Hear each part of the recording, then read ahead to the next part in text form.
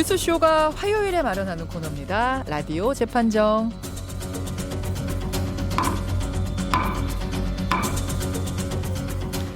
라디오 재판정 오늘도 두 분의 변호사 모셨어요. 백성문 변호사님 어서 오십시오. 네, 안녕하세요. 백성문입니다. 조으론 변호사님 어서 오십시오. 네, 안녕하세요. 오늘 백성문 변호사님은 바다같이 파란 셔츠를 입고 오셨네요. 놀러 가고 싶어서요. 그러니까 지금 휴가철인데. 바다입니까 산입니까? 저는 둘 중에 하나를 간다면 바다입니다. 바다입니까 산입니까? 저도 바다입니다. 저도 바다인데 오늘은 산은 힘들어요. 더워요. 근데 또 산 좋아하시는 분들은 꼭 산만 가시더라고요. 그렇죠. 예, 우리는 다 새 바다가 모여 있는. 새 바다. 네. 근데 휴가는 가세요? 휴가 계획 있으세요? 사실 이제 뭐 법원도 이제 휴가니까요. 원래 지금 휴가 네, 휴정기죠. 요때 저희가 놀아야 되거든요, 원래. 그렇죠. 요때 놀아야 되는데 놀 게 별로 없네요. 코로나19 때문에 그러니까. 사실 어디 여행을 가기도 좀 부담스럽고 그래서 저희는 그냥 토요일 일요일은 일을 하지 말자. 그래서 그냥 토요일 날 일요일 날 해서 짧게 근교 한 1박 2일 정도 다녀오는 거. 야외로. 뭐 그걸로 그냥 휴가 대체하고 있어요. 조 변호사님도 휴가 계획 어떻게 네, 좀 세워? 올해는 아직 없고요. 네. 이 사태가 좀 잠잠해지면 모를까 아직까지는 어디를 좀 길게 간다는 게 무리인 것 맞아요. 같아서 맞아요. 올해는 좀 잠잠히 놀고 있습니다. 그러니까 다들 이번에 그러시더라고요. 제가 이 휴가 얘기를 왜 꺼냈냐 하면 재판정에서도 여름 휴가 특집을 준비를 했습니다. 제가 일단 제목부터 외치고 시작할게요. 오늘 제목은 일명 나눠주지 못해 미안해 특집, 남혼미 특집입니다. 이게 여기서 치는 게 맞는 게 아닌 것 같은데. 그냥 아무 때나 치네요. 아니 우리가 항상 주제를 정해서 찬반을 나눠서 두 분이 열띤 토론을 펼치셨잖아요. 근데 가끔 죽어도 안 나눠지는 주제가 있어요. 그게 무슨 말인고 하니 법조인이 보기에는 너무도 명확해서 100% 무죄, 100% 유죄 너무도 명확해서 어떻게도 억지로 두 분을 찬반으로 나눌 수 없다. 이런 주제들이 꽤 있지 않았습니까? 그동안. 그렇죠. 네. 그래서 이런 주제들을 여름 휴가 특집, 휴정기 특집으로 좀 모아봤어요. 그 제목을 남혼미. 찬반 나눠주지 못해서 네. 미안하다. 이 제목을 참 잘 졌네요. 누가 제가 지었는지. 웬만하면 양보를 해보려고 그랬는데요. 예. 저희도 이제 원래 인위적으로 입장을 나누니까 예, 예. 근데 이걸 잘못하다가 내가 바보가 될 수 있겠구나. 법조인사에서 그래서, 왕따가 그렇죠. 되겠구나. 그래서 그건 도저히 안 된다. 네. 그랬던 주제들입니다. 그런 주제들을 모아봤습니다. 남혼미 특집. 하나하나 좀 짚어볼 텐데 시간 되는 데까지 짚어볼게요, 여러분.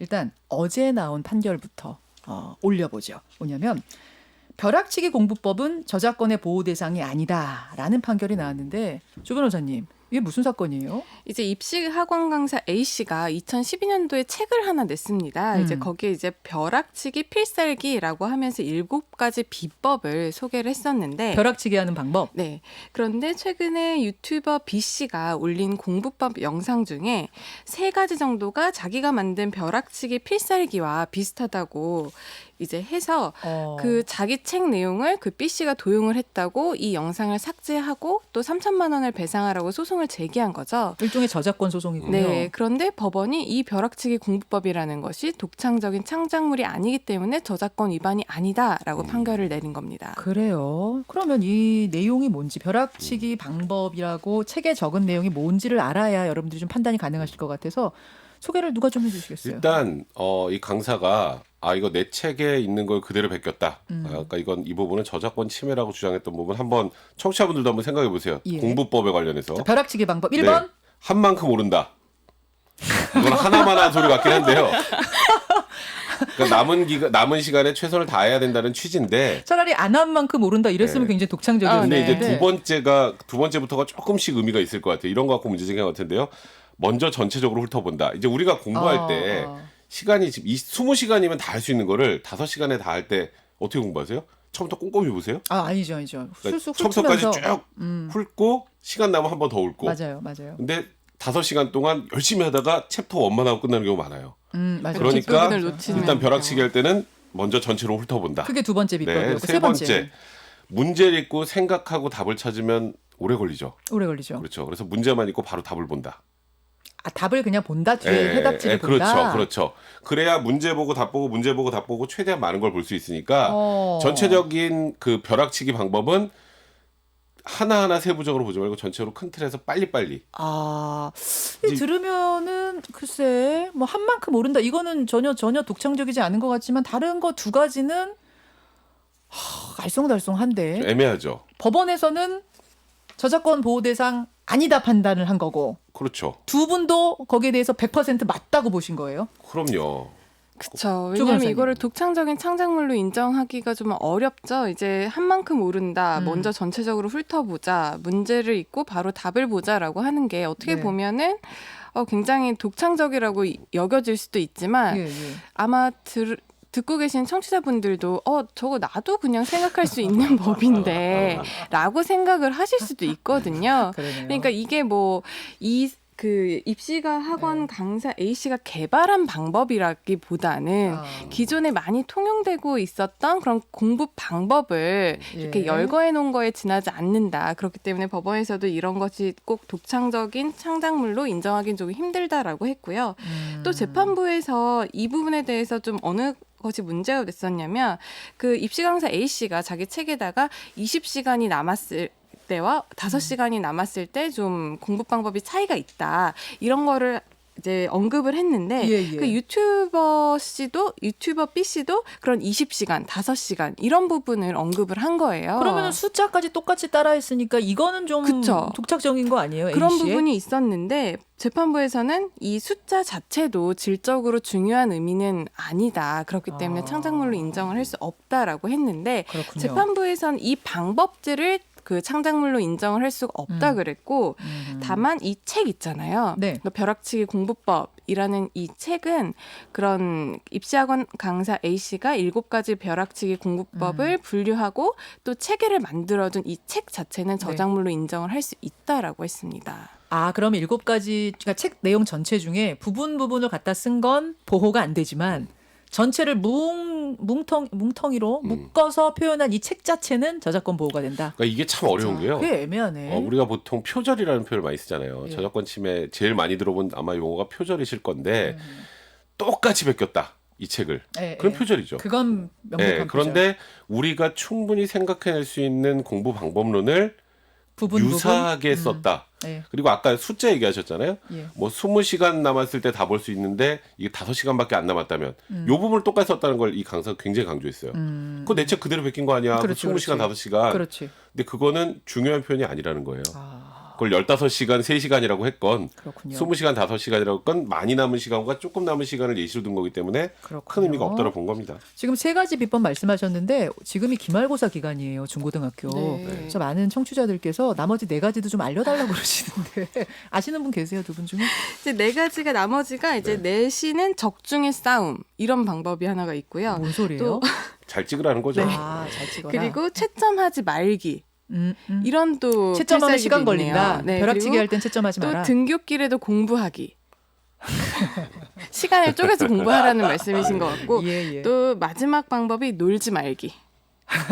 라고 이제 벼락치기 공부법에 나와 있다고 합니다. 아마 뭐 책을 자세히 읽으면 좀 그렇죠. 다른 내용이 그렇죠. 들어있겠지만 그냥 제목만 들었을 때는 조금 알쏭달쏭한 예. 갸우뚱하게 되는 그런 내용. 알겠습니다.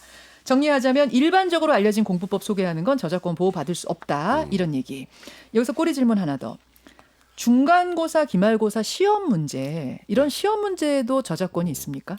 일단 우리가 보통 시험 문제도 여러 가지 좀 나눠서 좀 생각을 해봐야 되는데요. 보통 이제 문제은행이나 뭐 기출문제집을 통해서 그냥 똑같이 낸 거. 그런 건 아니에요. 근데 뭔가 교사분들이 손을 본 거. 예. 그건 창작물입니다. 그러니까 일반적으로 원래 기출문제를 쭉 내려오던 걸 똑같이 냈으면 기출문제라고 하고 낸 거. 이제 선생님들이 그 기출문제를 그대로 보고 이제 예를 들어서 똑같이 냈다. 예. 이 경우는 본인이 창작한 게 아니잖아요. 예. 그죠? 그러니까 그 부분에 대해서는 저작권 인정되기 어려운데 아니 이제 그 선생님이 자 예를 들어서 과거 기출문제를 동일하게 내는 경우 있잖아요. 다른 사람 거를 뭐 다른 사람 표시 거건 안 하고 그 전에 이 학교에서 시험 나왔던 문제를 동일하게 또 내는 경우, 몇 년 전에 나왔던 걸 동일하게 예, 내는 예, 경우에는 이거는 본인이 창작한 게 아니니까 예. 이 경우에는 이제 저작권 침해 문제가 생기지 않는데 보통 선생님들이 똑같이 안 내죠. 그렇죠. 그리고 예. 약간 변형을 준단 말이에요. 네. 그리고 그 변형을 주는 게 대부분 그 교사의 개인적인 창작으로 충분히 인정이 될 수 있기 때문에 이 문제를 유출하면 이건 전형적인 저작권 침해가 됩니다. 제가 아까 말씀드린 기출 문제에 지금 방점을 두지 마시고 대부분의 선생님들이 이거를 변형해서 내잖아요. 맞아요. 예. 똑같이 낸다면 저작권 침해가 아니지만 요걸 변형해서 낸 걸 유출하면 이건 명백한 저작권 침해입니다. 오히려 그렇게 되는 거군요. 그렇기 때문에 최근에 그런 뭐 토플 시험이라든지 뭐 네. 토익 시험 관련해서 그 영어 학원 강사들이 문제를 불법으로 뭐 몰래 카메라나 예. 아니면 외워서 가지고 나와가지고 예. 이렇게 저작권 위반이다라고 해서 집단으로 이제 고소당한 사건도 있었거든요. 이런 부분이 모두 다 저작권 침해로 현재 처벌이 되고 있는데 만약에 이렇게 영어 학원 강사가 아니라 일반 개인이 어느 시험장에 들어가서 단순히 문제를 뭐 인터넷 게시판에 자기가 외워서 올렸다라고 하면은 현재 법원에서는 이 부분에 대해서는 뭐 영업이익이 뭐 침해가 되지 않았고 어떤 영업상 이익을 이 사람이 본 것도 아니기 때문에 그 부분에 대해서는 저작권 위반이 아니라고 하고 있지만 그렇군요. 기본적으로는 시험 문제도 저작권으로 있다. 보호받을 수 있다는 거죠. 알겠습니다. 라디오 재판정 여름 특집 남혼미 특집 두 번째로 넘어갑니다. 요즘 배달앱 쓰시는 분들 많죠. 네. 뭐 코로나 때문에 더 많이 배달앱들을 쓰실 텐데 보면은 사용자 리뷰가 있어요. 음식 드시고 나서 거기다 리뷰 적는 거. 그런데 돈을 받고 좋은 리뷰를 써주는 업체가 얼마 전에 적발이 됐습니다. 이 지난주에 한 보도가 됐었을 맞습니다. 거예요. 얼마를 받고 했다는 거예요? 사실 저는 이 보도를 보고 너무 화가 났어요.